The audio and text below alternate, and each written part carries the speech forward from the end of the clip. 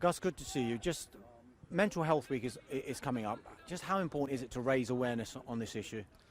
Well, I think it's massive.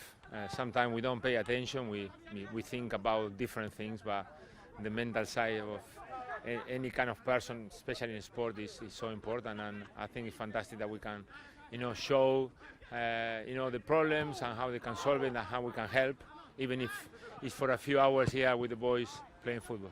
I'm guessing you played in an era where, for want of a better word, it was, guys, man up. Mm-hmm. There's nothing to worry about here. Things have changed, aren't they? And the perception has changed. I think that's the biggest problem. I think that we were in another situation. We were living in a different world.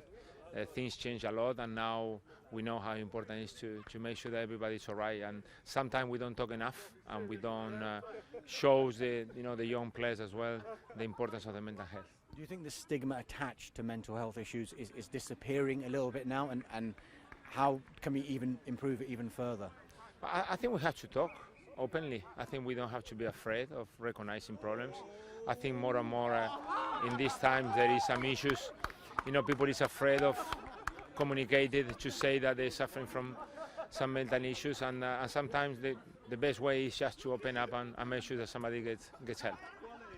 You being a manager, from making the transfer from a player, do you almost have to become a manager and a psychologist as well? I think that's the part that most of the supporters they don't see.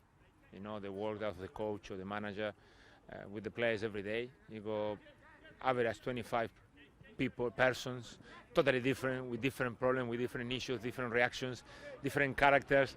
A few a bit more happy that the ones they play, that the ones that don't play. How you manage all that, and that's daily. It's like having 25 kids, that you need to deal at home every day.